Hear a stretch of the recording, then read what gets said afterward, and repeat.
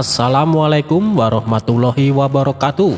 Apa kabar sobat radio malam? Semoga kita semua dalam keadaan sehat, dilancarkan rezekinya dan diberi keberkahan dunia dan akhirat. Amin ya robbal alamin. Abu Nawas hamil dan melahirkan. Dikisahkan Baginda Raja masgul berat. Konon penyebabnya sudah 7 bulan Abu Nawas tidak menghadap ke istana. Akibatnya suasana Balerung jadi lengang, sunyi senyap. Sejak dilarang datang ke istana, Abu Nawas memang benar-benar tidak pernah muncul di istana. Mungkin Abu Nawas marah padaku, pikir Baginda Raja. Maka diutuslah seorang punggawa ke rumah Abu Nawas. Sesampainya di rumah Abu Nawas, "Tuan Abu, Tuan disuruh ke istana menemui Baginda Raja, perintah utusan Raja. Tolong sampaikan kepada Baginda Raja, aku sakit, hendak bersalin," jawab Abu Nawas. Lalu kepada punggawa yang datang ke rumahnya, Abu Nawas menyampaikan pesan untuk Baginda Raja.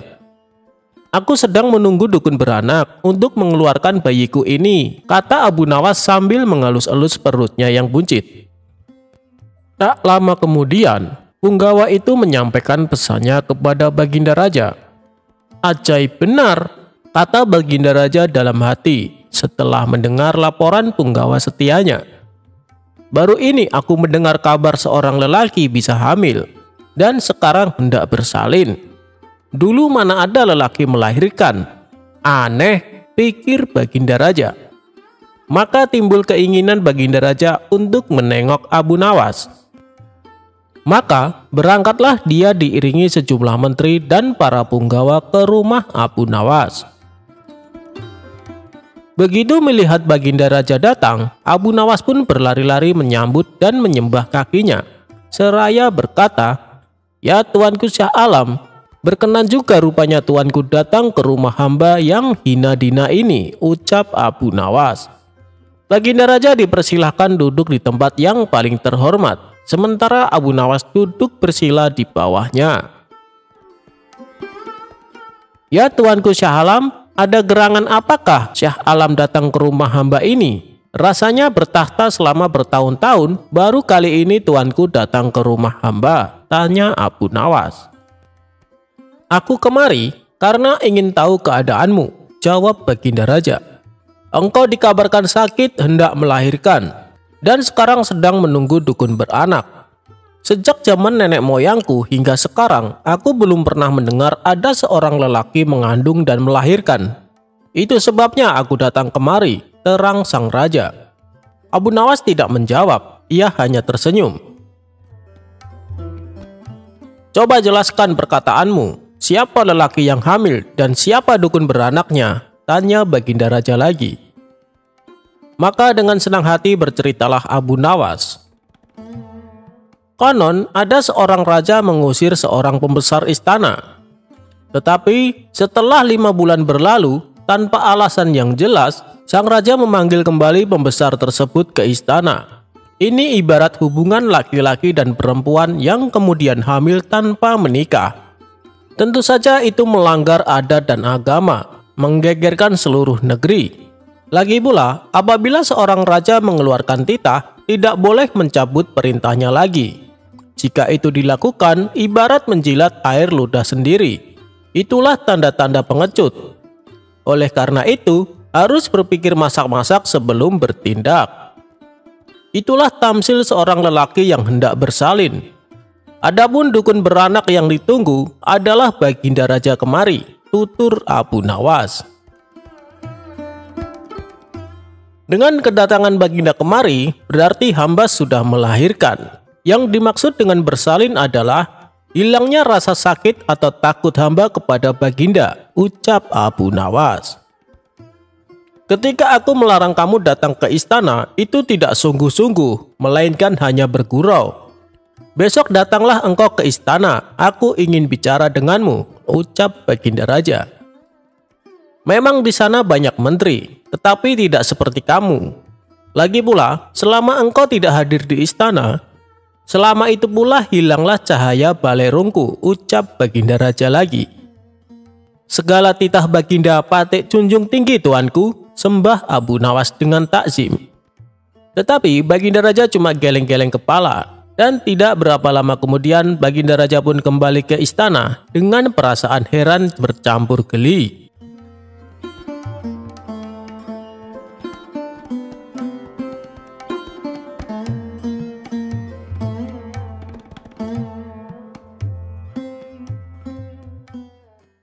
Kalah gertak dengan Abu Nawas, raja diminta memerintah bangsa semut. Selama ini raja memendam rasa penasaran karena Abu Nawas selalu cerdik dan lolos dari setiap jebakannya. Raja terus berpikir keras mencari cara untuk bisa mengalahkan sosok humoris dan cerdik ini. Akhirnya Menteri Istana memberi usulan sebuah pertanyaan yang menurut Baginda Raja sulit dijawab Abu Nawas.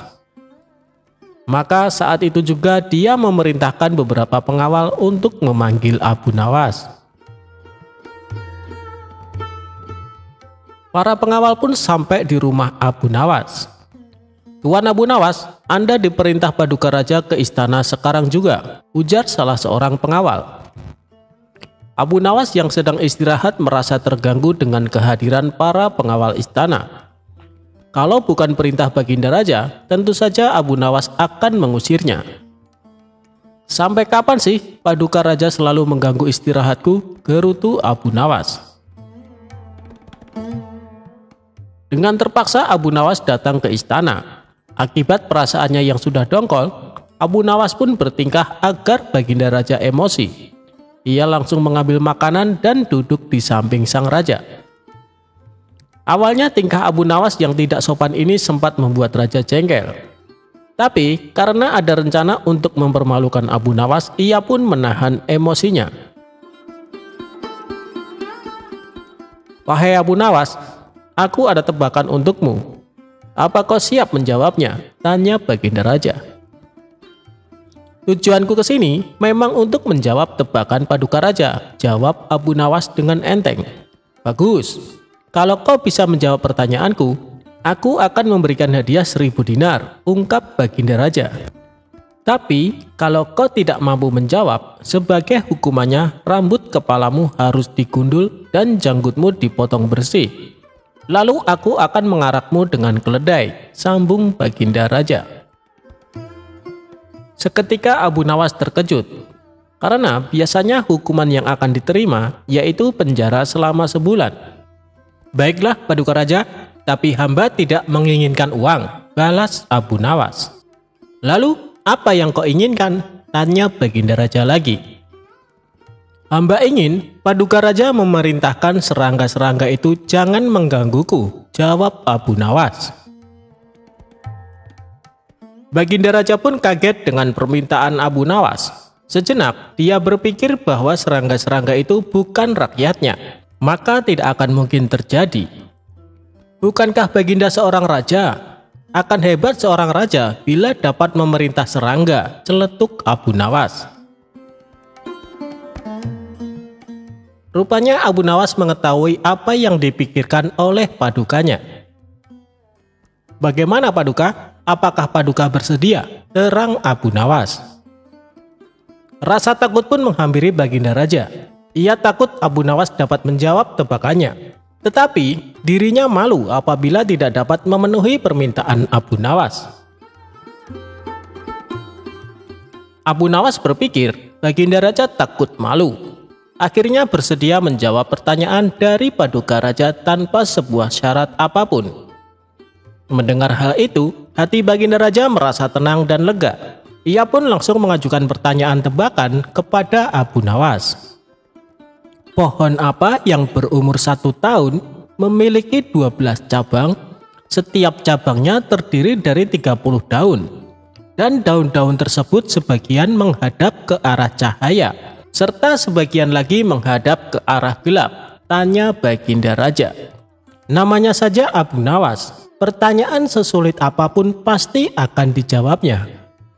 Pohon itu mewakili tahun karena ada 12 bulan dalam 1 tahun dan 30 hari dalam 1 bulan, di mana 30 hari tersebut terbagi menjadi siang dan malam, jawab Abu Nawas. Baginda Raja pun terkejut saat Abu Nawas menjawab tanpa berpikir lama. Namun ia tenang karena sebelumnya syarat yang diajukan Abu Nawas sudah dicabut.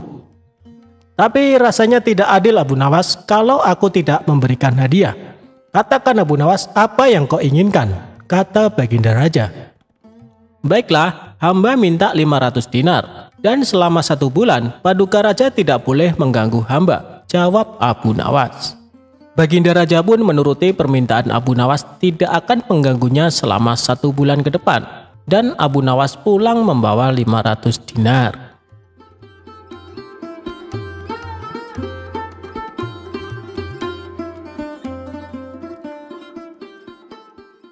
Abu Jahal pukuli para sufi supaya berubah jadi emas.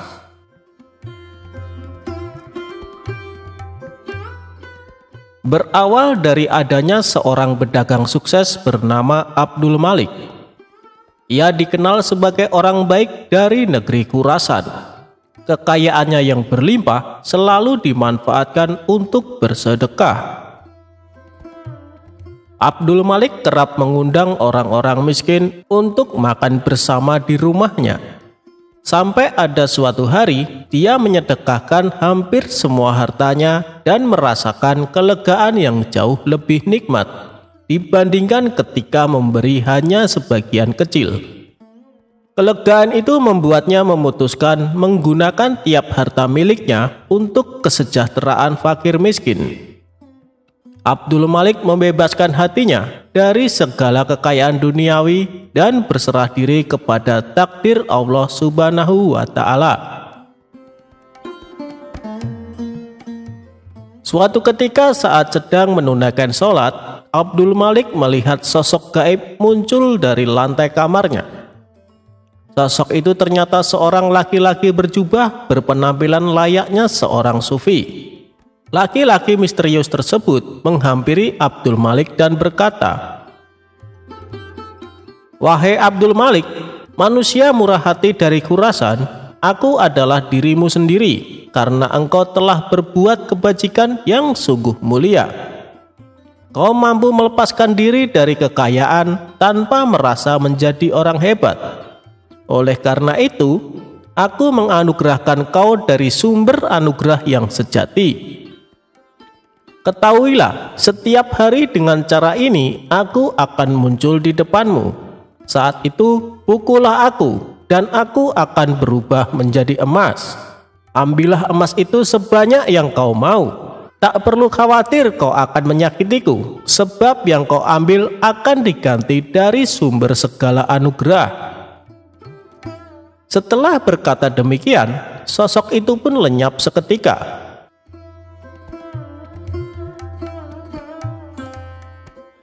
Keesokan harinya, Abdul Malik kedatangan tamu seorang kawan bernama Abu Jahal.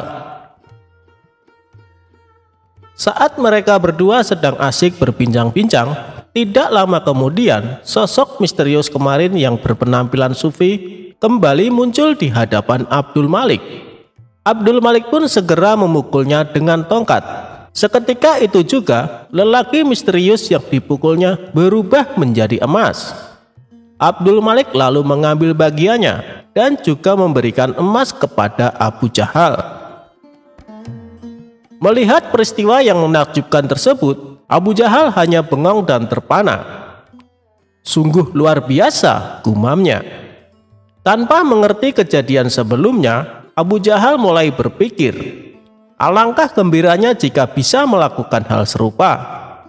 Abu Jahal mengetahui bahwa kaum sufi rata-rata punya kekuatan tertentu.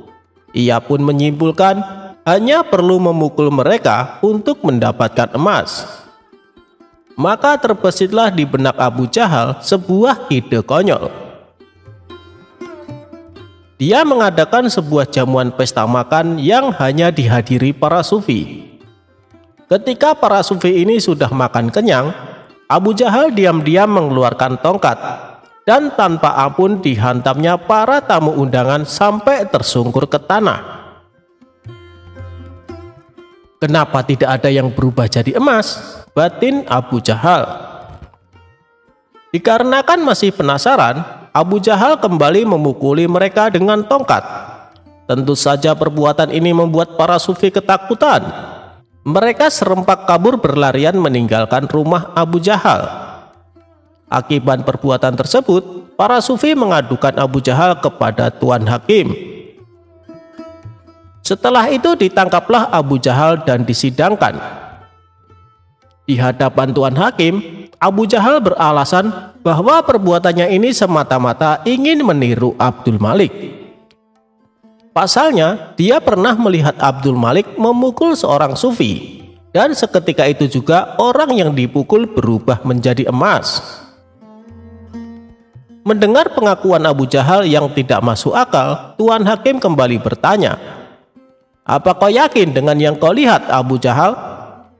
"Hamba yakin sekali, Tuan Hakim. Kalau tidak percaya, panggil saja Abdul Malik kemari," jawab Abu Jahal. Maka dipanggillah Abdul Malik ke pengadilan untuk dimintai keterangan. Dalam perjalanan ke pengadilan, sosok sufi misterius yang bisa berubah jadi emas membisikkan kepada Abdul Malik apa yang harus dikatakan. "Wahai Tuan Abdul Malik, apa benar yang dikatakan Tuan Abu Jahal?" tanya Tuan Hakim. "Menurut saya Abu Jahal sudah tidak waras, Tuan Hakim. Bisa saja dia sedang berusaha menutup-nutupi hobinya menyiksa orang tanpa alasan," ujar Abdul Malik. "Memang hamba mengenalnya, Tuan Hakim, tetapi yang ia ceritakan tentang kejadian di rumah hamba tidak lebih dari akal-akalan belaka," imbuhnya. Abu Jahal sempat membantah dan memprotes perkataan Abdul Malik.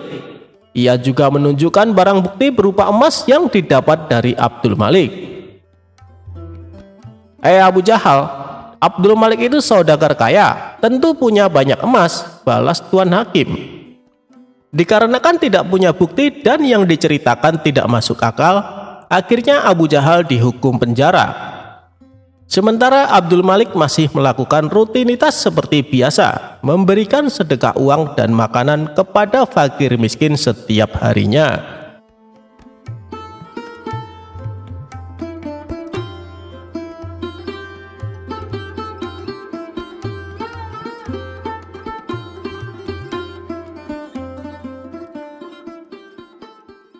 Berkat satu butir kurma, santri Abu Nawas menang sayembara.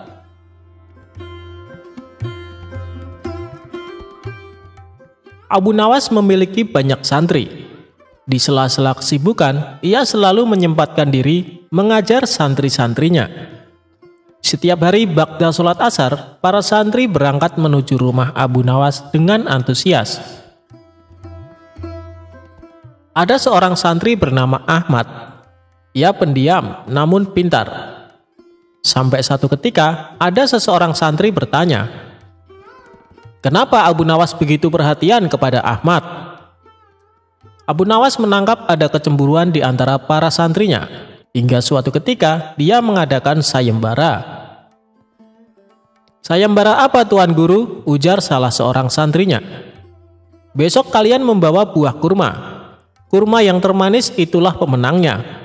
Sebagai hadiah akan kuberikan sorban," ujar Abu Nawas. Mereka pun berlomba-lomba membeli kurma ke pasar. Ada juga santri yang memetik di kebun orang tuanya. Ahmad sebagai anak yatim dan miskin hanya mempunyai 3 kurma di rumahnya. Saat dia jalan, dia melihat anak kecil menangis, lalu merasa iba dan menghampirinya. "Aku ingin makan buah kurma," kata anak kecil itu. Ahmad memberi 1 butir kurma kepada anak kecil itu. Di tangannya tersisa 2 butir kurma lagi. Namun di perjalanan dirinya bertemu Abu Nawas yang menyamar sebagai seorang pengemis yang lapar. "Aku lapar, berikanlah aku makanan," ujar pengemis itu. "Aku hanya ada 2 butir kurma, kek," kata Ahmad. "Berikanlah saya 1 butir dan satunya lagi untukmu," ujar pengemis tersebut. Ahmad pun memberikan 1 butir kurma. Ia lalu melanjutkan lagi perjalanannya. Sayangnya santri lain tidak ada yang memberikan kurma itu kala Abu Nawas menyamar sebagai pengemis di pinggir jalan. Enak saja ingin kurma ini. Kurma ini aku beli dengan harga mahal tahu. Dan juga kurma ini untuk sayembara supaya aku memenangkannya, ujar salah seorang santri kepada kakek pengemis itu. Saat di rumah, Abu Nawas dan para santrinya memperlihatkan kurma-kurma terbaik yang dibawanya. Ini adalah kurma terbaikku, pasti rasanya manis, dan akulah pemenangnya, ujar salah seorang santri. Oh, belum tentu, pasti kurmakulah pemenangnya, ujar salah seorang santri menimpali lagi. Tiba-tiba Ahmad datang. Ia hanya membawa 1 kurma. Dirinya pun diejek. Ketika hendak membalikan badan untuk pulang, Ahmad dicegah oleh Abu Nawas. "Hei Ahmad, kesini. Jangan pulang dulu," tutur Abu Nawas. Abu Nawas pun bertanya, "Apakah mereka sudah membawa kurmanya?" "Sudah guru," ujar mereka serempak. Santri-santri pun meletakkan kurma tersebut satu persatu termasuk Ahmad. Ketika pengumuman tiba, Abu Nawas mengatakan bahwa pemenangnya adalah Ahmad. Mereka pun banyak yang protes. Kurma jelek dan hanya 1 butir bisa menang. Nah, Abu Nawas pun menceritakan bahwa ia menyamar menjadi pengemis ketika mereka di perjalanan. Lalu santri yang memberikan sedekah kurma hanya Ahmad saja. Memang buah milik kalian lebih bagus dan manis daripada milik Ahmad. Namun buah yang paling manis ialah kebajikan yang kita lakukan, terutama membantu orang yang kelaparan, ungkap Abu Nawas. Sekarang mereka paham kenapa Abu Nawas begitu memiliki perhatian lebih kepada Ahmad. Sebab Ahmad memiliki hati yang lapang untuk saling berbagi, meskipun dirinya sendiri sedang mengalami kesulitan.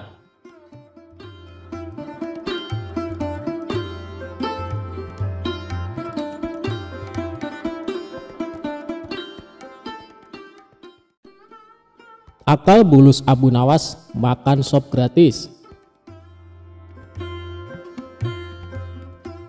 Suatu hari Abu Jahil sibuk berbelanja di pasar. Tanpa diduga ia bertemu sahabat lamanya. "Hei Abu Jahil, apa kabar?" tanya sahabatnya. "Kabar baik, lama kita tak bertemu," balas Abu Jahil. Kemudian sahabatnya mengajak Abu Jahil ke rumahnya dan menjamunya dengan makanan. "Wahai kawan, aku merasa tersanjung dengan penghormatan ini.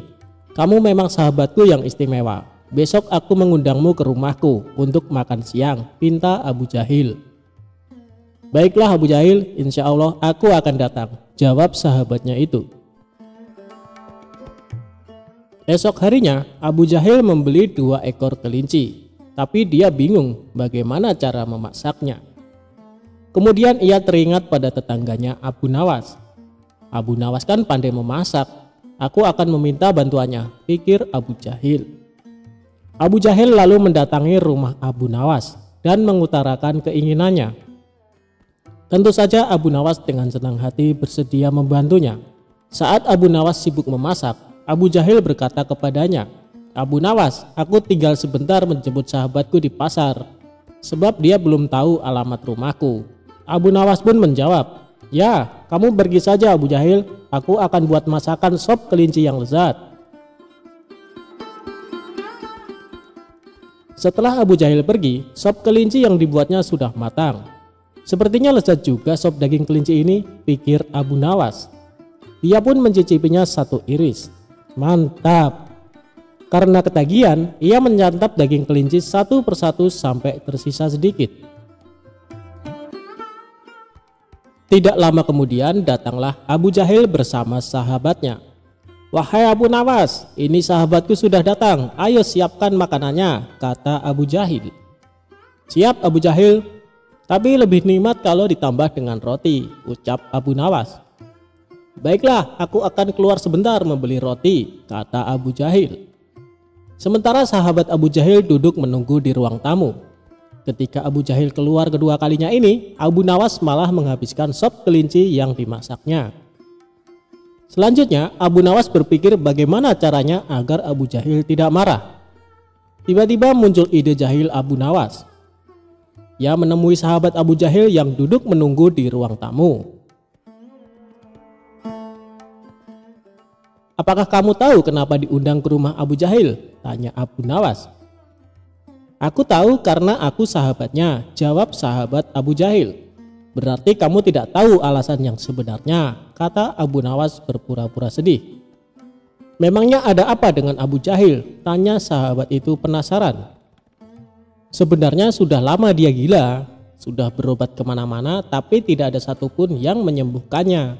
Kemudian ada tabib yang menyarankan Abu Jahil memakan telinga manusia dan ternyata manjur. Abu Jahil semakin membaik dan mulai mengenali siapa saja sahabatnya. Dan alasannya mengajakmu kemari agar bisa memotong telingamu untuk dimakan," kata Abu Nawas. "Apa ini serius?" tanya sahabat Abu Jahil. "Kalau tidak percaya, lihatlah ke dapur. Aku disuruh memasak sop tapi tidak ada dagingnya. Karena dia menginginkan kedua telingamu," ujar Abu Nawas. Spontan sahabat Abu Jahil masuk ke dapur dan melihat sop yang dibuat Abu Nawas. "Ternyata benar, aku harus secepatnya pergi dari sini," pikir sahabat Abu Jahil. Ketika hendak pergi keluar, ia berpapasan dengan Abu Jahil tepat di depan pintu. "Maaf kawan, aku terlambat. Aku akan segera menyiapkan hidangannya," kata Abu Jahil. Kemudian Abu Jahil masuk ke dalam dan memberikan kepada Abu Nawas. "Mana sop kelincinya Abu Nawas?" tanya Abu Jahil. "Begini Abu Jahil, sahabatmu tadi mengambil 2 daging kelinci dan menyembunyikannya di balik bajunya. Lihatlah, sahabatmu keluar dan lari karena dia ketakutan dan malu kepadamu," ucap Abu Nawas. Abu Jahil menengok ke arah ruang tamu. Benar saja, sahabatnya sudah pergi keluar. Abu Jahil pun berlari menyusul sahabatnya. "Hei kawan, ambillah satu saja dan berikan satu untukku," teriak Abu Jahil. "Kok gila ya, itu sama sekali tak mungkin ku berikan." Sahabatnya mengira Abu Jahil meminta telinganya. Ia pun ketakutan dan berlari tambah kencang. Sementara Abu Nawas yang menyaksikan itu tertawa terpingkal-pingkal.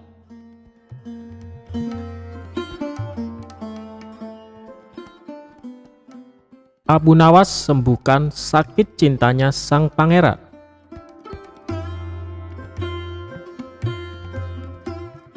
Dikisahkan, pangeran yang menjadi putra mahkota jatuh sakit. Sudah banyak tabib yang didatangkan untuk memeriksa dan mengobati, tapi tak seorang pun yang mampu menyembuhkannya. Akhirnya raja mengadakan sayembara. Sayembara tersebut boleh diikuti oleh rakyat dari semua lapisan, tidak terkecuali oleh para penduduk negeri tetangga.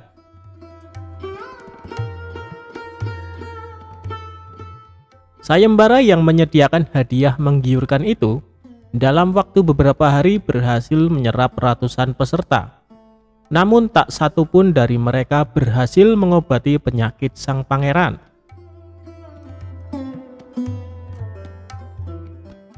Akhirnya sebagai sahabat dekat, Abu Nawas menawarkan jasa menolong putra mahkota. Baginda Raja pun menerima usul itu dengan penuh harap. Abu Nawas sadar bahwa dirinya bukan tabib atau dokter. Maka dari itu, ia tidak membawa peralatan apa-apa.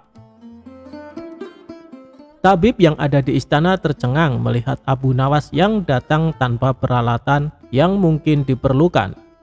Mereka berpikir, mungkinkah orang macam Abu Nawas ini bisa mengobati penyakit sang pangeran?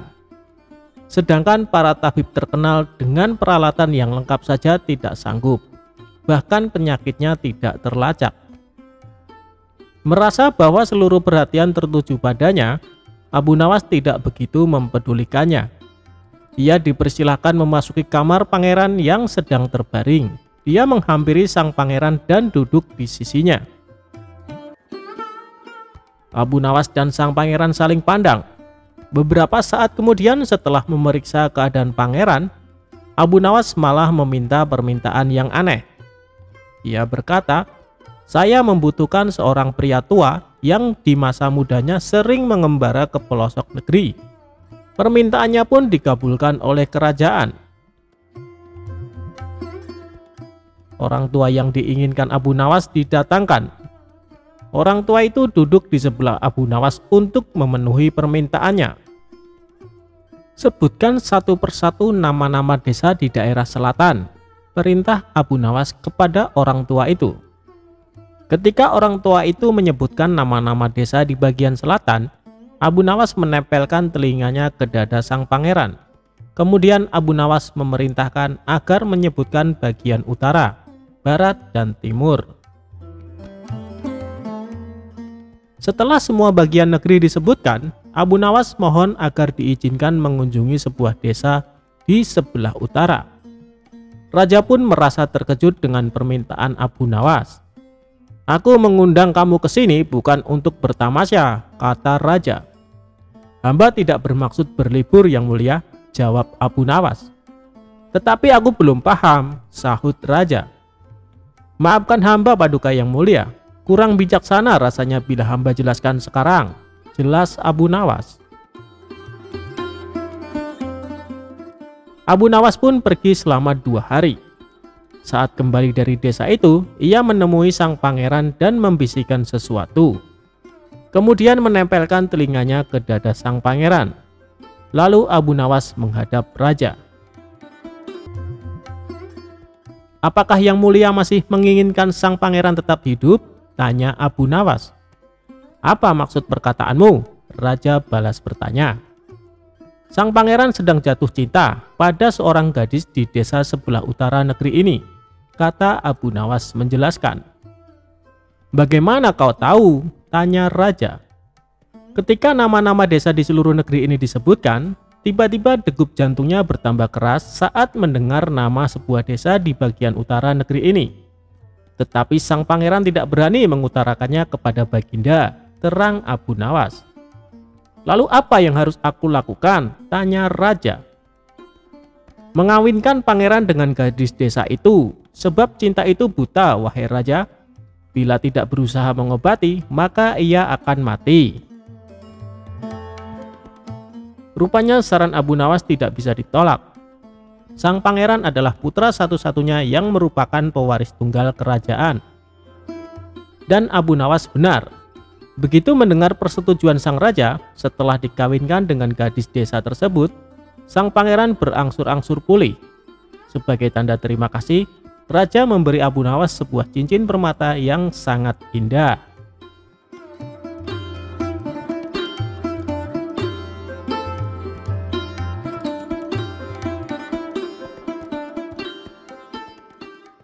Abu Nawas mendapat hadiah gajah.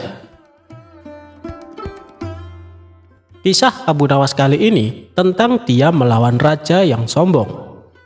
Kisah bermula, suatu hari Raja bengis dan kejam bernama Bedul menjajah seluruh negeri Asia Tengah. Dia dan ribuan pasukannya tidak segan-segan menghancurkan siapa saja yang berani melawan. Raja Bedul dan pasukannya berencana menyerang kota Baghdad, negeri tempat tinggal Abu Nawas. Hal ini membuat semua warga ketakutan, termasuk Abu Nawas sendiri. Sebab Raja Bedul dan pasukannya terkenal sadis dan kejam. Beberapa bulan kemudian, terdengar kabar bahwa Raja Bedul serta pasukannya akan memasuki kota Baghdad. Abu Nawas selaku orang yang ditokohkan di sana, segera mengajak masyarakat berkumpul di alun-alun. Lantas ia naik ke atas mimbar dan berpidato di depan khalayak ramai. "Mari kita semua berdoa supaya pasukan Raja Bedul ditimpa musibah angin topan yang dahsyat sehingga mereka semua menjadi binasa," kata Abu Nawas. Semua warga yang kala itu berkumpul di alun-alun serentak menjawab amin dengan lantang.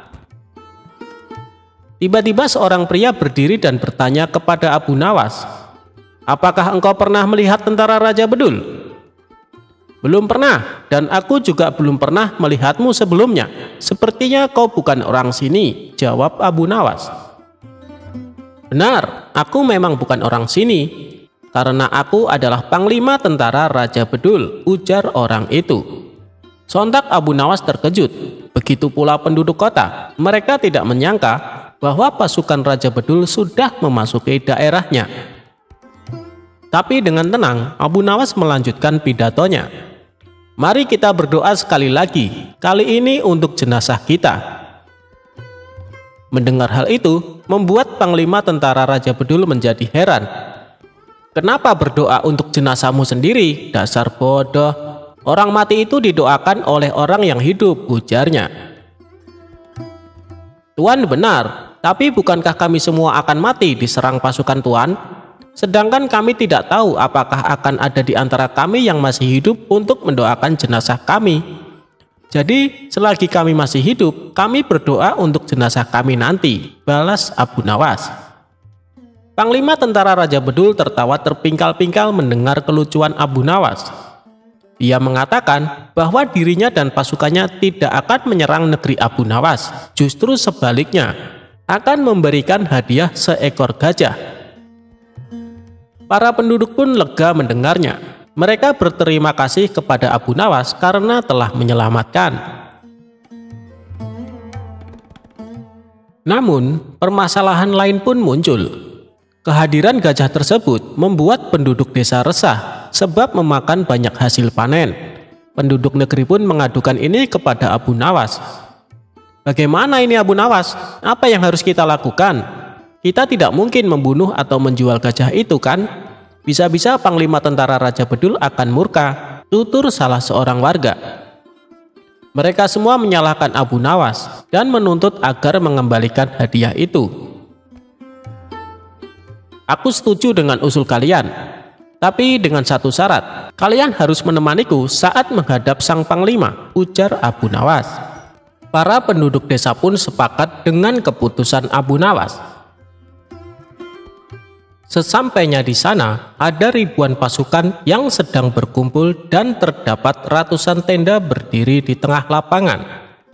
Abu Nawas sempat dicegah oleh salah satu prajurit, tapi akhirnya diperbolehkan menghadap Panglima. Tanpa Abu Nawas sadari, ternyata penduduk desa yang menemani memilih kabur meninggalkannya.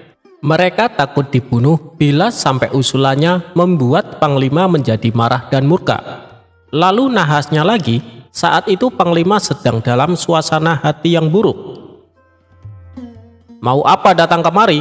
Bentak Panglima. Ini tentang gajah yang Tuan berikan, jawab Abu Nawas gemeteran.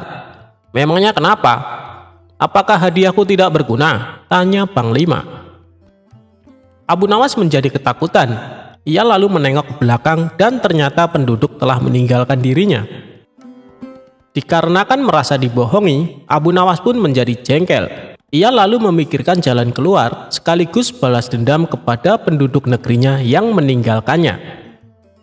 Kira-kira jawaban apa yang harus ia katakan supaya Panglima Tentara Raja Bedul tidak marah? Akhirnya Abu Nawas pun menemukan ide cerdas. Begini Tuan, hamba perhatikan gajah pemberian Tuan terlihat sedih. Mungkin karena tidak ada pasangannya. Apakah Tuan punya gajah betina untuk dijadikan pasangannya? Ucap Abu Nawas. Oh itu. Baiklah, sekarang juga akan aku kirim gajah betinanya, jawab Panglima. Abu Nawas kemudian undur diri pamit pulang. Dia pun pulang dengan senang karena mendapat hadiah lagi seekor gajah. Ini dia menjadi punya 2 gajah.